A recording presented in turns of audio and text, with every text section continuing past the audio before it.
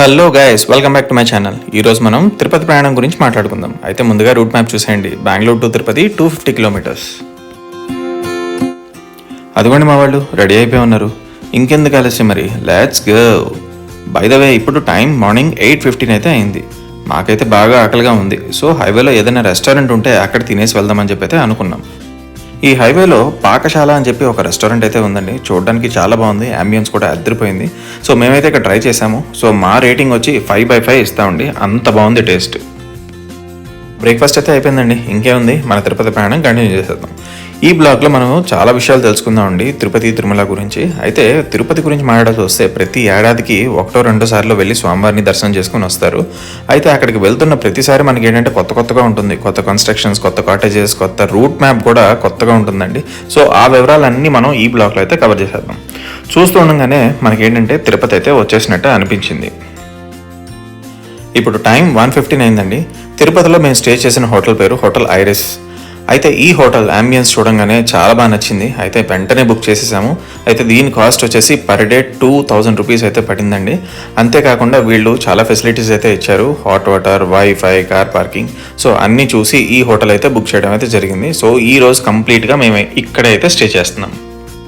ఇప్పుడు టైం 2:30 అయిందండి. మేము గ్రాండ్ మినర్వా అనే రెస్టారెంట్కి అయితే వచ్చాము. సో దీని అంబియన్స్ కూడా చాలా బాగుంది.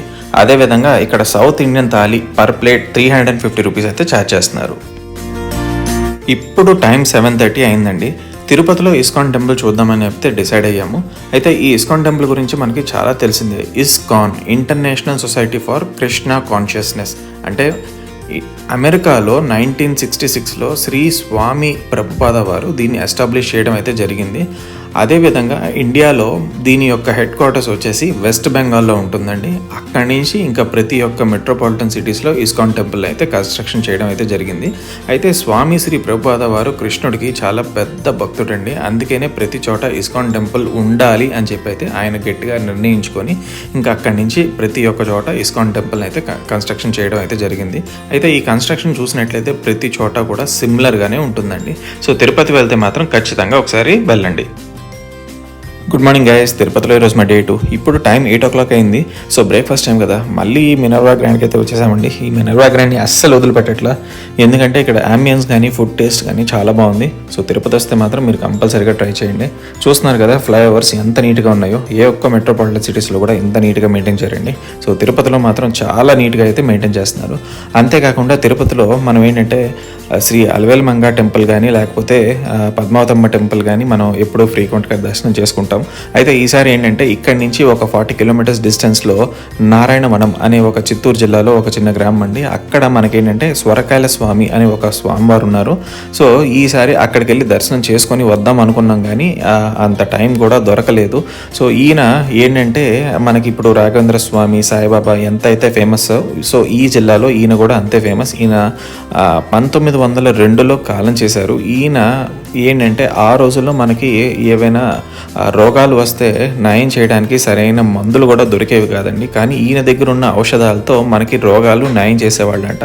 సో ఈయన్ని ఆ రోజు నుంచి స్వరకాయల స్వామి అని చెప్పి అంటున్నారు. అయితే ఈ టెంపుల్కి వెళ్ళి ఒక స్వరకాయ ముక్కగా కట్టి మన కోరికలు కోరితే ఖచ్చితంగా నెరవేరుస్తారని చెప్పి అయితే అంటుంది. అయితే నెక్స్ట్ టైం మేము తిరుపతి వెళ్తే మాత్రం ఖచ్చితంగా ఈయన్ని మాత్రం దర్శనం చేసుకుంటాం. మొత్తానికి అలిపిరి అయితే చేరుకున్నామండి. కారులో తిరుమల వెళ్ళాలనుకున్న వాళ్ళకి ఇదే ఎంట్రన్స్. ఈరోజు ఆఖరి కార్తీక సోమవారం కాబట్టి ఇన్ని కార్లు అయితే చూస్తున్నాము. అంతేకాదండి, ఇక్కడ గుర్తుపెట్టుకోవాల్సిన పాయింట్ ఏంటంటే ఇక్కడ ఒక చెక్ పోస్ట్ ఉంటుంది. అయితే మనుషుల్ని, బ్యాగ్ని, కార్ని బాగా డీప్గా అయితే స్కాన్ చేస్తారు. అయితే plastic water bottles not allowed. మీ యొక్క టప్పర్ వేర్ వాటర్ బాటిల్ కానీ లేకపోతే కాపర్ బాటిల్ కానీ అవి అలౌ చేయనిస్తున్నారు. మిగతా ఏమీ అలౌ చేయనివ్వరండి, ఎక్స్ప్లోసివ్స్ కానీ అలాంటివి. అయితే ఇక్కడ టోకెన్ ఇష్యూ చేస్తారండి ప్రతి ఒక్క కార్కి. To reach Tirumala in 28 minutes అని రాశారు కదా. దీని అర్థం ఏంటంటే కార్లో వెళ్తున్న వాళ్ళకి 28 నిమిషాల కన్నా తక్కువ వెళ్తే మాత్రం ఖచ్చితంగా ఫైన్ వేస్తారు. 28 minutes కన్నా దాటి వెళ్తే ఎటువంటి ప్రాబ్లం లేదు. ఈ టోకన్ని తిరుమలకు వెళ్ళంగానే అక్కడ ఒక చెక్ పోస్ట్లో మీరు చూపిస్తారు, అక్కడ స్కాన్ చేస్తారు, అక్కడ తెలిసిపోతాయి అన్నమాట. అదే కాకుండా ఈ టోకన్ని పారేయకుండా మీరు జాగ్రత్తగా ఉంచుకోండి. ఎందుకంటే మళ్ళీ మీ దర్శనం అయిపోయి మీరు తిరుపతికి రావాలనుకున్న టైంలో పైన మళ్ళీ ఈ చెక్ పోస్ట్లో ఇదే పేపర్ని మళ్ళీ మీరు స్కాన్ చేస్తారు. ఒకవేళ పేపర్ పోయిందనుకోండి, అంతే, మళ్ళీ వీళ్ళు గోలగోలు చేస్తారు. సో ఈ పేపర్ని ఖచ్చితంగా మీరు భద్రంగా అయితే ఉంచుకోండి.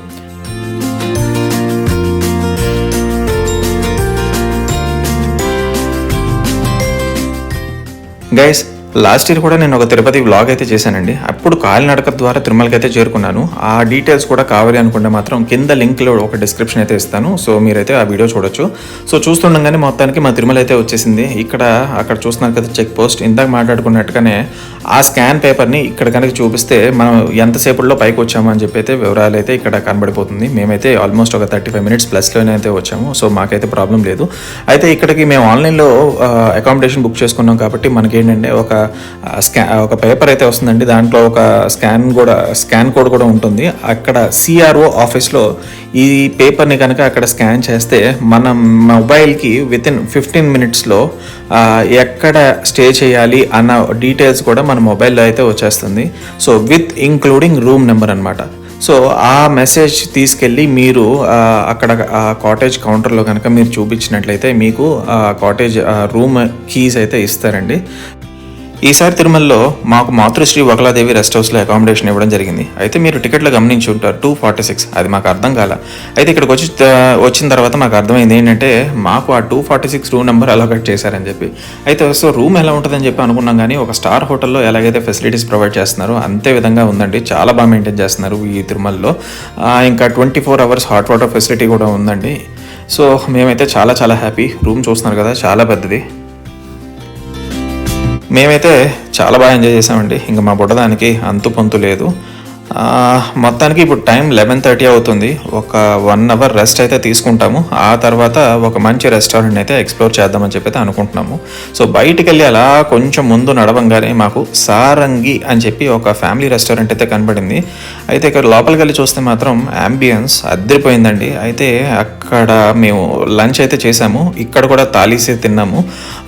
వీళ్ళ కాస్ట్ వచ్చేసి సేమ్ తిరుపతిలో ఎలాగైతే 300 రూపీస్ ఛార్జ్ చేశారో వీళ్ళు కూడా ఒక 250 రూపీస్ అయితే ఛార్జ్ చేశారు. అయితే అద్దరిపోయిందండి. సో తిరుమల వస్తే మాత్రం మీరు ఒక్కసారి ఇక్కడ ట్రై చేయండి. మేమైతే దర్శనం చేసుకొని వచ్చేసామండి. ఇంకా దర్శనం విషయానికి వస్తే ఆర్జిత బ్రహ్మోత్సవ సేవ టికెట్ అయితే ఆన్లైన్లో పర్చేస్ చేసాము. దీని యొక్క ప్రైస్ 500 రూపీస్ అయితే ఛార్జ్ చేశారు. ఇంకా టైమింగ్ విషయానికి వస్తే 3 o'clock అండి మధ్యాహ్నం. అయితే ఇక్కడ చెప్పుకోదాల్సిన విషయం ఏంటంటే ఇదే టైంకి సుపదం అంటే బిలో 1 year పిల్లలకి వాళ్ళు ఈ టీటీడీ వాళ్ళు టికెట్స్ ఇష్యూ చేస్తారన్నమాట దర్శనానికి. సో ఈ సుపదం టికెట్ తీసుకున్న వాళ్ళు, అదేవిధంగా ఆర్జిత బ్రహ్మోత్సవ సేవ టికెట్ తీసుకున్న వాళ్ళని ఒకేసారి కలిపి లోపలికి పంపించారండి. అయితే ఈ క్రౌడ్ పెరిగిపోవడంతో పిల్లలకి ఊపిరాడక ఈ తోపులాటలో చాలా ఇబ్బంది పడ్డారు. సో టీటీడీ వాళ్ళకి ఒక ప్రత్యేక విన్నపం అండి. సో పిల్లలు ఈ సుపదంకి టికెట్ తీసుకున్న వాళ్ళని సపరేట్గా పంపించండి. అదేవిధంగా ఈ తోపులాటలు లేకుండా చిన్న పిల్లల్ని ఫ్రీగా తీసుకెళ్ళి దర్శనం చేయించుకున్నట్లయితే వాళ్ళ పేరెంట్స్ కానీ పిల్లలు కానీ చాలా హ్యాపీగా ఉంటారని చెప్పి అంటున్నాను. సో తప్పుగా అయితే మాత్రం అనుకోమాకండి. తప్పుగా మాట్లాడుంటే మాత్రం ఖచ్చితంగా క్షమించండి.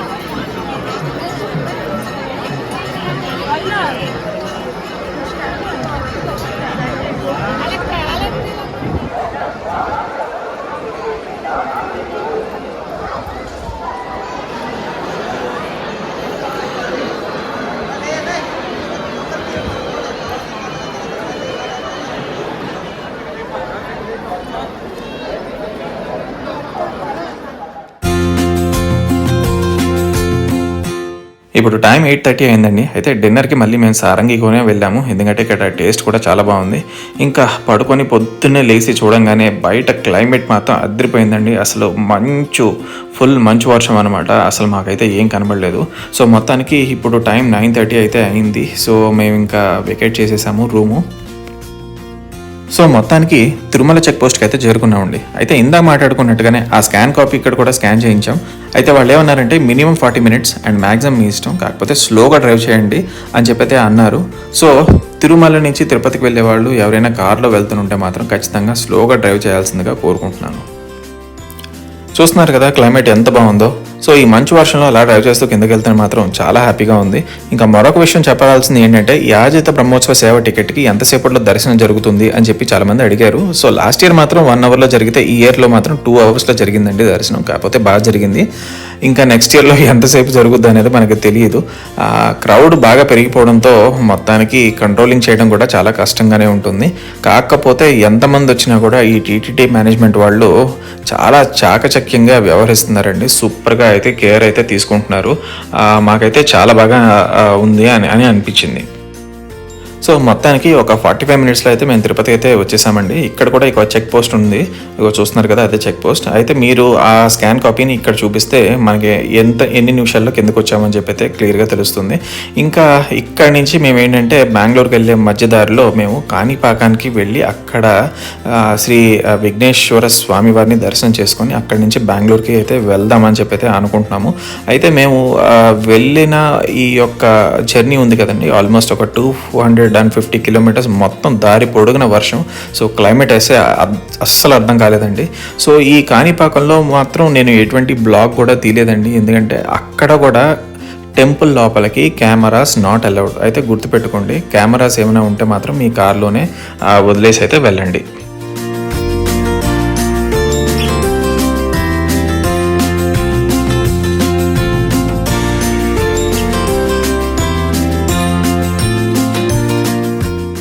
సో గైస్, ఈ తిరుపతి బ్లాగ్ మీ అందరికీ నచ్చిందని చెప్పైతే అనుకుంటున్నాను. ఇంకా మంచి వీడియోస్ కనుక కావాలి అనుకుంటే మాత్రం ప్లీజ్ లైక్, షేర్, సబ్స్క్రైబ్.